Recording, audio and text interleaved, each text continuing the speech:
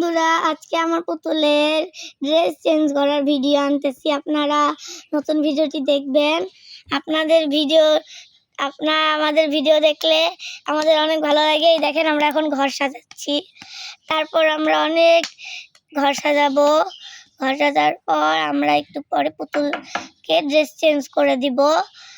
এখন আমাদের পুতুলের জিনিসপত্রগুলো এখানে রাখা হচ্ছে। পুতুলদের গোসল করার জন্য সাবান, শ্যাম্পু, তারপর অনেক কিছু এনেছি আমার পুতুলদেরকে গোসল করানোর জন্য। এখন আমরা পানি ঢেলে নিব। তারপর আমরা পুতুলেরকে শ্যাম্পু দিয়ে দিব মাথায়। দেওয়ার পর আমরা একটু চুবিয়ে নিব। এবার তুলে ফেললাম। এবার আমরা আরেকবার শ্যাম্পু দিয়ে নিব। এইভাবে ঘষতে থাকবো। তারপর দেখেন চুলটা কত পরিষ্কার হলো। জামাটা আমরা ছিঁড়ে ফেলছি, গোসল করলাম। তারপর দেখেন আমরা কত সুন্দর একটা শাড়ি পরিয়ে দিলাম।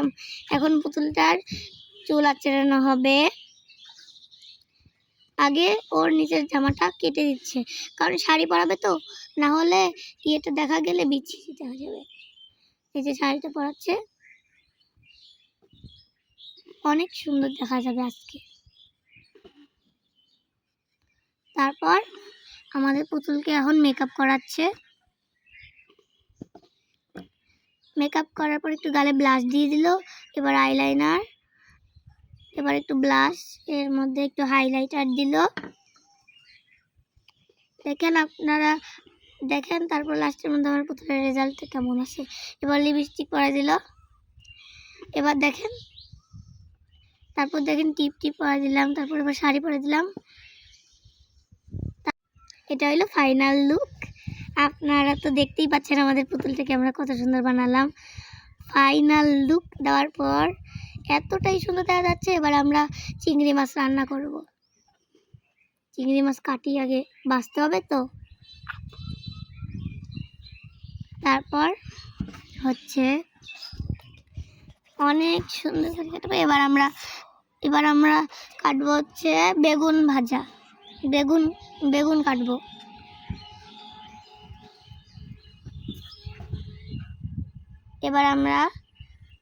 এবার আমরা কাটবো হচ্ছে আলু।